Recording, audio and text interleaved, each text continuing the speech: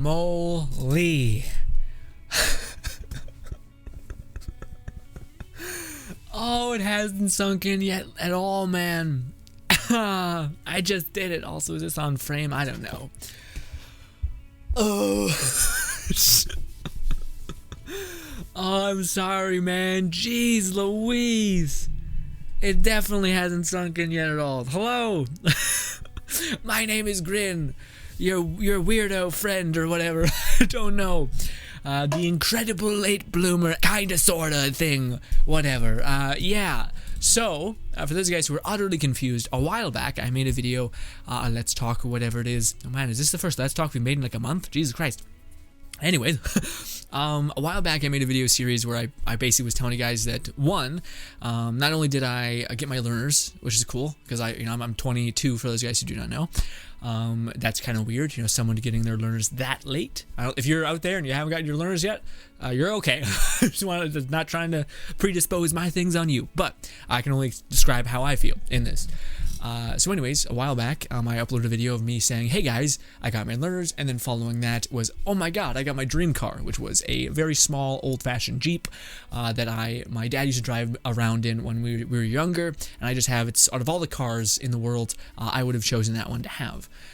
Even if you gave me like a supercar and that, I would sell the supercar and buy it because that's a smart thing to do. But anyways, I made those videos, and in those videos I'll re-echo that basically one of the reasons why I took me such a long time to even get my learners was because when I was in high school, learning was a weird thing with me in general. It's just kind of hard to retain stuff, but for whatever reason, this was like this underlying thing. It started off as just something that I didn't really want to get around to, but then in putting it off, I don't need to get my learners this year, I don't need to get my learners this year, whatever. In doing that over the years, I built up this horrible fear of it, to where, I disliked, controlling this thing that is fucking strong and can hurt people. So I was like, oh god, let's not get involved in this. But also, every time I went to pick up the book, for whatever reason, the way they worded it was incredibly complex and hard for me to understand. So I was just sitting there like, I'm not retaining any of this. I didn't push through it either. Sometimes you can just, if you read something every 10 minutes, give it a break, and then 10 minutes again, you read it for it, and then give it a break, and you just keep that pressure consistently applied, then yes, something is going to eventually get embedded in your head. But I didn't have the will to do that because I was always just, I had no interest to do it either, to drive. Just because I'm not that person that's like, I want to go to the mall, I want to do this. The person that needed freedom at the time. I was very much a person that's just happy being contained in my little nice world, like Netflix and chill kind of thing is my life and enjoyment. But over the years, eventually, I realized that it became this other thing. It became this huge fear. And then after I'm reading the book 12 Rules for Life, which I enjoy greatly. I brought it up on the channel before. But Jordan Peterson talks about, I'm not sure if it's even in the book or if it's just in some of his lectures. The thing is that he harkens back to an old kind of tale of a knight and a dragon, and a knight slaying the dragon. And his analogy is that this dragon is fear, and this knight is you. And you can either do two things. You can either go and slay the dragon when it's this giant Goliath beast, or you can go and nip that dragon in the butt immediately. So instead of waiting till it grows up to be a big monster, you fight it when it's just an egg, then you kick it over or whatever. You control it in some way. You defeat the dragon in a way that is more accomplishable. And this is an allegory for fear. So essentially, if you are afraid of something in the moment, but you never face it, and you keep moving away from it, eventually that thing will grow and grow and grow and become this fearsome monster that is very, very hard to take down. Almost so hard that you're just like, well, I'm not doing that ever. And you just live your life with this giant stop sign in a certain direction, never going into this route. Well, first of all, this is just an example to, if you have a fear, don't let it sit. Fix it, try to face it, get over it, etc. as soon as possible, because the more you let it sit, the more fearsome it's going to become. And your boy did that. Your boy let this stupid driving thing eat him alive, to the point where if I just was in the passenger or in the driver's seat, anxiety, everything. And I know it's kind of hard for people to get, because a lot of people, driving is just something that they nipped in the butt and then they progress with their life, and it's a gateway to freedom, all these things. But for me, I just, again, it's like if you ever have anxiety or anything like that, like you don't like social instances, or you don't want, like maybe there's a person that bungee jumps and you're like, how the fuck, why would you do that to yourself? That's the same kind of feeling, because it's a fear that you're just not going near. Or it's a fear that other people can do, but you, for whatever reason, is just finding it terrifying, way more than other things. And I mentioned this beforehand, but there's some things that I find terrifying and other things not so much. Like doing a backflip on solid ground. I'm like, okay, well, I could just commit and hope for the best. But, doing this driving thing, it was this monolith, this monster, this fearsome dragon. So, after reading that book, one of the things Jordan Peterson also says is, you should nip fears in the bud, but if they do grow into these colossal dragons, face them. You still have to face them, or else you're never going to be able to go in that direction ever. So train up, do whatever you can. You could train, you can buy better armor, you can do whatever you want, but you have to eventually face this dragon. And it may kick your ass 7 different ways to Sunday, but maybe one of those days you finally beat it. And once you beat it, it's mostly done, depending on the fear. So your boy soldiered up and thought, okay. So I started with my learners, which was a painful process. We started with going through like this tiny little baby cul-de-sac, just so that I got a feel for the thing. And then eventually this grew into something a little bit more, to where we actually started doing a set of lights, which made my heart stop. And then after that, we started going around the city. And then after that, we started doing more and more and more. All the while, your boy was fucking terrified. But then eventually I got to the point where I was just like, okay, I can do this. I can drive now. I've memorized the routes. I've studied like crazy for the book, by the way. So now I said I couldn't retain information. That's also something that I feel really bad for, like people who are in my same circumstance, where you want to learn so badly when you're in your younger years, but whether it be testosterone's growing in your body and making your brain all weird, or whatever it is, but retaining and focusing in learning is incredibly hard when you're younger. But for me, now that I'm 22, shit's already kind of settled, it's incredibly easy for me to retain things now. And it sucks. It's like I wish I could have spent majority of my younger life exercising and learning about philosophy, and then learning all the heady stuff when I'm older, because I'm more receptive to information now. Kind of weird. But anyways, I'm gonna drink some. Oh, also I got fucking juiced before I took my test. I had a whole coffee, bang, and I have my G Fuel ripoff Focus stuff. So yeah, it's actually, I like it probably better than G Fuel, although I've never had G Fuel, so who knows. So anyways, as your boy is training to try to take down this dragon, I was doing all the stuff I could. Again, I memorized the book as best I could. There were still some stuff that are a bit spacey. I went on the internet, asked for what people, tips or tricks of what they messed up on, asked my family to drive with me, did all that. So yeah, I did as much as I possibly could. I put my head down, grinded away until I was strong enough to feel confident that I could at least make a dent in this dragon. And then eventually, we were like, okay, this week, we've driven like every day this week. With my dad was the one who was shepherding me through this whole experience. Shout out to my dad, lovely human being. Anyways, so yes, he was the one shepherding me through this whole experience, as well as my family, my lovely family. But basically, I got to the point where we were ready to go. But for whatever reason, because Canada, like driving stuff has changed, you have to like schedule 2 months in advance. So I was like, okay, I'm ready to go, and completely took the wind out of my sail, realizing that it's a month and a half away, because I'm like ready now. I'm fresh right now. I've done everything specifically perfectly right now. So then I was like, oh, okay. So then we eased back on the driving, and then we ramped it up again when it came time to take the course. Now, the thing that sucks is that the perks of doing this, if you have brothers, friends, or in high school or whatever that have taken it in the last month, is that you memorize the route that they take you on. So if one kid goes to take his test, he can say, okay, they do this route, and then they give you a rough idea, so then you hammer that route home. And that's what my brothers did. They passed because they knew what route they were taking, and they just kind of help each other in that way. So they memorized the route, they didn't mess up a single beat, and they got a home run. Me, I don't have anything at my disposal like that. So I'm shooting from the cuff, trying to pick up stuff as I go along. But your boy did try to figure some stuff out. So I did drive around the whole area, the whole driver's zone area, trying to see what kind of loopholes it could send me. Anyways, this morning happens. I've walked to the driver's place. I give them my things, and boom, bam, the test is started. My heart is oh God, it's the worst thing on the planet. It's thunk, thunk, thunk. I never knew I could handle this kind of pressure, but strangely enough, in pressure situations like this, or I don't know, specific nervous, like I'm pretty okay now, at least, at being able to guide nervousness to focus. So like when you're stressed out, you're freaking out, and you're all these things, you just be like, just focus, and then you become super aware of what's going on around you. And you're like, all right, I'm taking everything in. Let's do this.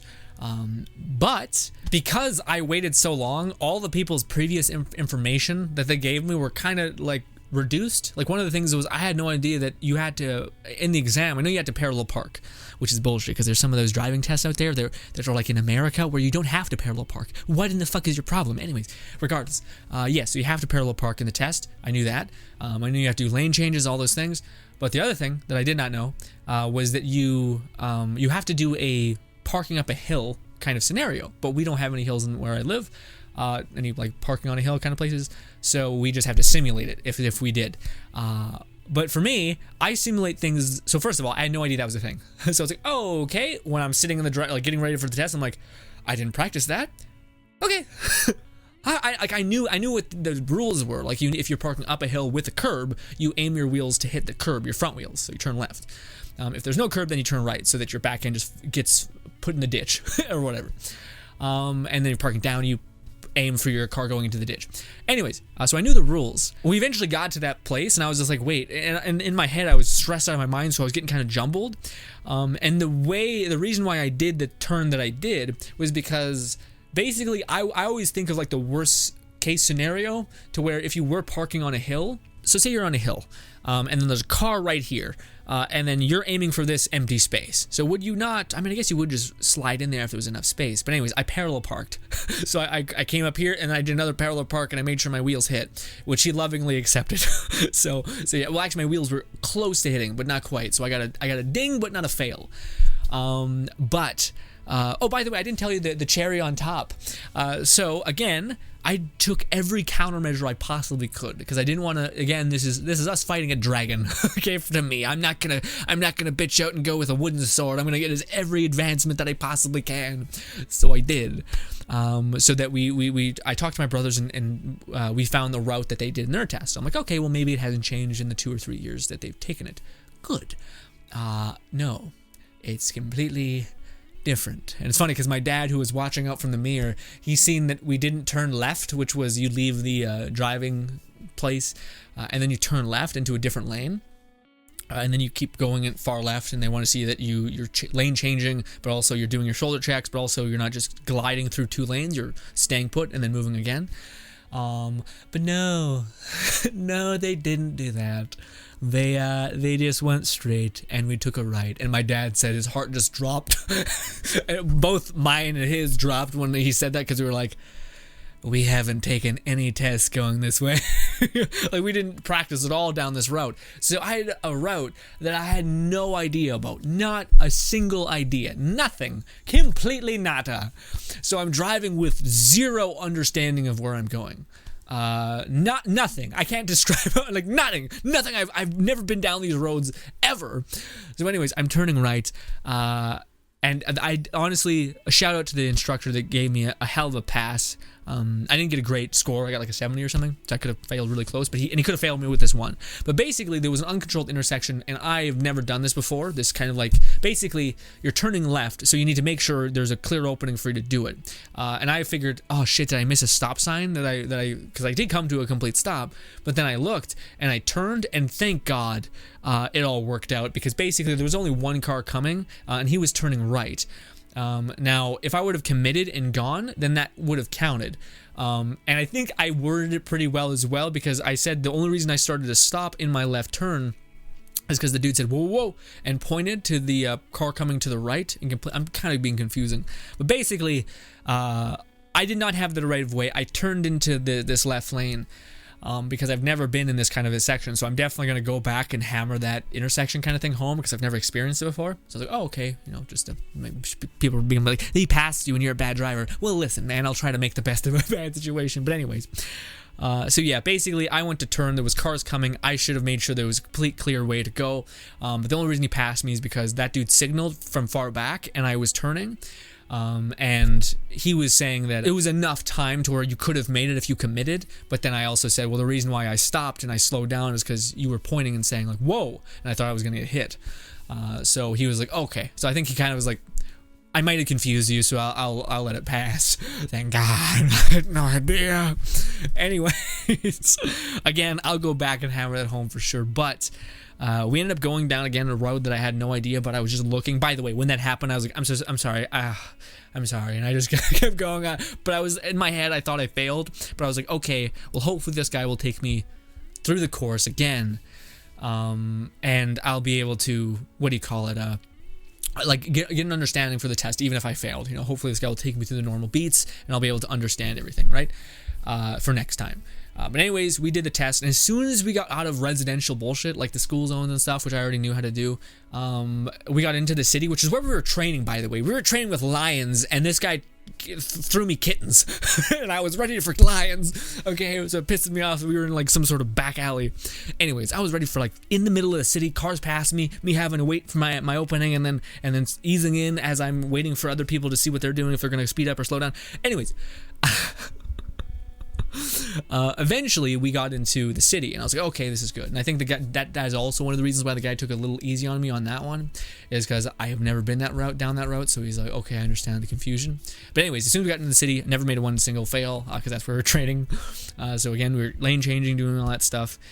And then we pulled into the driving license. He sat there, and then he explained basically that he could have failed me there if something bad happened, basically. But he also said that there were some things at play, and also you could have made the turn successfully because that dude signaled from a far back, so you technically could have went, but it's sketchy. But he also said that because this is a city that we're driving in, you need to move quickly or else you're going to be waiting all day. So I was like, okay. Thank you. It was back in my head. Anyways, long story short, guys, he's like, and you will enter this in 70% and you passed. And I was just like, go. I thought so badly that I failed, man. And it would, like, again, it's weird because I can't describe how, like, it is weird because, so, like, one of the things you guys could be saying to me is, oh, well, so what, Grin? You'd fail and then you try again. Or not only does it's no longer how it used to be in my town. We used to be able to go and book your appointment for the next day if you wanted to. Now you have to book it online, and it's like 2 months wait, which is what I was talking about beforehand. So I was like, oh, if I fail, this is going to be a long wait, which maybe they think is better because, you know, you're going to be practicing that whole time. That's not how people do it. They'll probably just rev up, practice when they're ready to go again. Anyways, yeah. So as soon as he said that, my heart just I was just like, I can't believe that I did it. I beat that motherfucking dragon. And it never sunk in, but it still hasn't sunk in. But then again, I've told you guys this before, that I don't experience like these moments of accomplishment and joy the same way as other people, I guess. Like, I have this feeling, and I want to just, I in my head previously, when I was like the following night before we took the driver's test, I was just like, if I beat this dude, if I do this thing that was been this monstrous thing for me, I want to scream because I fucking did it. I took this thing that I can't describe how fucking evil it was to me. This horrible self-indulged fear that I kept feeding. But eventually I said, you know what, we need to nip this fear in the butt. I want this freedom to drive and to not only bite this fear in the butt and to have that, to say that, you know, even though there was this super monolith kind of thing that I was terrified of, I still was able to say, you know what, I can still beat you. Even though I put myself here, not only is it a lesson to not put yourself here making these giant walls of fear, but secondly, to know that you can topple them if you put in the time, the effort, and whatever. And I think this is a sentiment that Jordan Peterson says to mental health to a certain degree. You know, if you have created a fear or disorder or anything like that, the whole idea is that you're trying to beat it. It's not that you need to beat it in a specific way. So if you're beating that fear or mental illness or whatever. It could be trusting in a family member to help you through this, or going to a therapist if you need some better weapons or tools, or a partner to help fend it off with you. That's completely fine and okay. But I had these moments where I would think to myself, well, what happens if we did? I don't like to say that, like, I'm gonna beat this, because I just think that's arrogance, and I find the world has a way of bitch slapping arrogance right off your face. So anyways, I was kind of like, okay, well, what if I happened to beat it?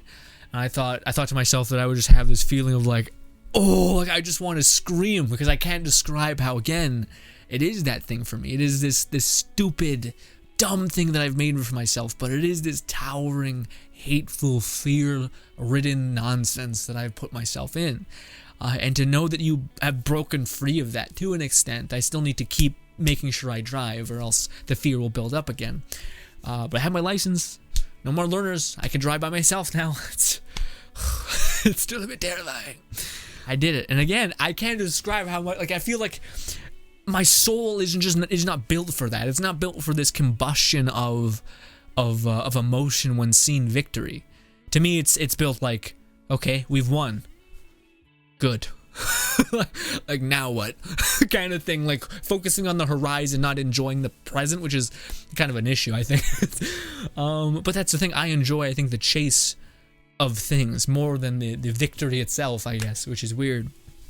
But I don't know, man. I can't describe how, like, it's funny because I got home and my parents have always been those people that are like, you need to get this, nip this in the butt. It could help you in life if you want to get a job, and it's not with us and whatnot. Then you could drive there and etc. If you want to go anywhere, you could go there. This is a ticket to freedom, just to go anywhere if you want. And I was always like, yeah, but I can't describe how much this is in my head. Like, I can't describe to you, because you drive, and driving was nothing for a lot of people. You just took your test, you did it, you passed, great. My dumbass made it something worse than anyone's thought process, I think. I'm sure there's people out there who are similar to me, who will put it off and built it up as this thing like, well, I don't like to drive because I'm piloting this terrifying thing, this hunk of metal that can hurt people. So then, with that being said, if you face yourself and you understand that that's one of the things you say, so that was one of the things I said, was I don't want to drive this thing because it's terrifying. This is something that so many people drive willy-nilly, but it has a great deal of power and it can hurt people. So for me, I'm like, okay, well, how would we beat that then? Well, you would be really smart about knowing how to drive safe, knowing how to do things properly, and hammer home every fundamental, whereas other people maybe wouldn't. So then you would be the best you could be in that situation. So I was like, okay, well, let's do that. It's like the shitty thing of like, you could either, like, I don't know, I watched this video the other day where a person was complaining about how no person loves him, is attracted to him, but then the dude doesn't put any work into like hygiene, like finding a haircut that fits his face, and all these things, washing your face, making sure you're taking care of everything else. So the easy answer is society hates me and the world is unfair. The other answer is, what can I do about this to make it so that I can become stronger, so that I can ride the waves of life, so that I can withstand the pressure of life and whatnot. And it's not that it's not going to break me ever, but if it does break me, then there's an opportunity to learn how to have it not break me again. So for me, that's kind of where I'm at. Yeah, again, it hasn't sunk in, or if it's just like a passing wave. Like, it's like this towering fucking wave about to crush you, but then you fight through it. And then sometimes you see it pass and you're like, I fucking beat that thing. But for me, it just turns into a little wave that just dwindles out into nothing. And you're like, I was afraid of that? What is that? And it's just such a thing. Like, I'm not sure if anyone feels the same way. I know a lot of people that when they do something like difficult and challenging, they're like, ooh, yeah. It's in me, I'm like, all right, it's happened. We've done it. But by the way, that was one of the things for me that what do you call it? It's another Jordan Peterson thing, but it's like, what is something that you can do, or best, you can work towards being able to do? And this was one of the things. This is one of the biggest fears I've ever had in my mind. But also, this was a fear that was limiting all of and enabling all the other fears. So, for instance, just the reduction in access to be able to go to the movies, to be able to go to, for instance, I wouldn't mind learning a judo or Brazilian, what is it called? Jiu-jitsu. That's the thing. Jiu-jitsu, Brazilian jiu-jitsu. I would like to learn that, even though it might be weird with my hands. I still want to learn something, and it would be a way for me to deal with some of the other things that I've talked to you guys about that I kind of struggle with. But so yeah, that was my thing. Is like I was like, okay, well, this thing, being able to not to get to places whenever I needed to on my time, is not allowing me to face the things I need to. So for instance, now that I have a car, I can, if I want to, I could take an improv class and something that could just help with YouTube stuff, but also something it'd be good to do. Also, it'd be a social thing, which is the other fear that it's like the runner up for me, which I'm trying to nip in the butt as well, which is, I think that's my next big target site is to deal with my anxiety, my social anxiety. And to try to nip that in the butt. That's the new hurdle. So, and that's what we're focusing on next. But that was why we handled this one first. Not only because it was one of the biggest fears I have, but because it allows me to basically face the other fears. So that if I wanted to say, okay, we need to nip this weird social anxiety that we have in the butt, we should, enter ourselves in, again, Brazilian Jiu-Jitsu if we have it in my town, which I'm not sure if we do. Maybe boxing if they don't, just anything that gets me out and talking to people and socializing and stuff like that. So yeah, that's the next hurdle. That's the next thing. But again, that's why the driver's license was this gate. That's why it had so much stress on it as well and so much preparation for it, is because I knew that this is the thing. This is the thing that if I have this, then that can at least enable me to face the other things within my same speed.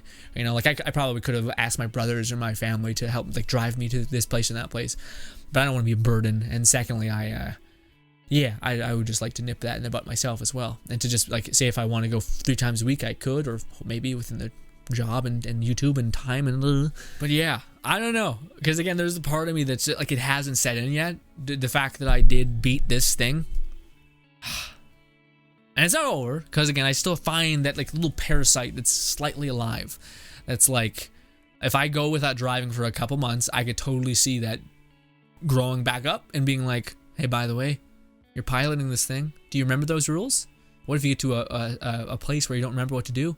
And then you're an asshole. Maybe you cause a car accident. Maybe you get in a car accident and you ruin your social insurance as well as you fuck your shit up. Huh? That's the kind of parasite that we're dealing with. So I need to make sure I keep on it, keep nipping it in the butt, making sure it stays scared from me. And yeah, but I don't know. Let me know if you guys have anything that you're like, any giant colossal fears that you're trying to face. Again, now we're on to biting the beast. Honestly, I would put driving way above social interaction, because yeah, social interaction is weird because there's a lot of conversations that you can have with yourself that help with that. Like, okay, well, what if this person hates you? Who cares? I like myself just fine, Like, you could have those conversations with yourself to prepare for what you may feel in an instant. But yeah, it's also one of those things where, like, a lot of my hobbies are just kind of chill. Like, they're not like, like, what if I do Brazilian Jiu-Jitsu and then I'm like, this is not for me? Or I constantly feel such tremendous pain, and all the people in my town are just evil, and they're just going for a kill, and I'm like, what the fuck, dude? I just came here to learn, and you're pretzeling me in like a painful way. That could also be a thing. So who knows? But that is the next thing that I'm going to be trying to face and to conquer is, of course, social stuff. Because again, the anxiety and social stuff is a problem with me. Because yeah, just to like pull the curtain back full bore, I would like to have friends that I could like meet up with and talk with and go for lunch or something. And I would also like to have the confidence to approach a woman and to be like, hey, so see, we need to iron this out. Yeah, so stuff like that is a giant thing I need to nip in the butt, because I'm certainly not going to meet someone that I can be a partner for me here with my current life plan. And also, it'd be cool to have people like within your inner circle, which is, again, I don't know if I agree with that 100% too, because I have a lot of people, like even at our Discord, that are fantastic, that I would honestly, maybe it's weird, but I would consider them friends, like friends, like I'm talking about people in our community, like just in our Discord. I would consider you guys show kindness and support better than a lot of the friends I've actually had in my life. So yeah. Anyways, ladies and gentlemen, that is it. I just want to tell you this again. It definitely hasn't sunk in yet, but this was a big thing for me, and it may not be a big thing for anybody else, but man, I did it. I slayed a motherfucking dragon. And now I feel like I have a formula or a way, or at least I have some sort of understanding that I'm capable of that. You know, any fear that I have, whether big or small, it's just a matter of chipping away at it and facing it, and not letting, and not just accepting it either, you know? That's one of those things that I'm a believer of. You shouldn't try to change the world. You can only try to change how you interact with the world. You know, whereas a lot of people would say, you know, don't say that to me, that's rude. Or for me, I'm like, well, why would I perceive that to be rude? You know, why, what can I do to make myself stronger to where I can just make that roll off my back, you know? So for me, it's like the perception of self-responsibility and yeah, but that also is kind of probably how I was raised, is like, you know, people could be rude and awful, but the thing that you can change is you. So it's the way that you handle that, and the way that you retaliate, and the way that you survive in that environment. But hopefully still remain who you are. Anyways, ladies and gentlemen, we're getting down a tangent, so to speak. But I appreciate you all so much, and I can't describe how this feeling is, because again, it's always been the same feeling. I should have suspected it. Is whenever I achieve something that has been like a monolith, it just turns into nothing. There's no like, I did it. It's more of like a, all right, what's next kind of bullshit. And I'm like, I wish I didn't have that brain. I wish I had a brain that was like, celebration, endorphins. And instead I'm just sitting here like, nice. Go team. What's next kind of bullshit. Anyways, ladies and gentlemen, I appreciate you so much. I'm not sure if this made sense, because again, driving is kind of a neutral thing for most people, I think. But for me, I made it quite the dragon. That's the analogy we're rocking. Anyways, I appreciate you all for your time, as well as hopefully what you're saying in the comments, by telling me what your fears are and how you achieved beating them, or how you're planning to achieve beating them, or maybe just hi Grin. That's also fine. Ladies and gentlemen, thank you so much for your time. Hope you guys enjoy the rest of your day. There's a subscribe button over there and 2 videos farther over there. Thank you again, and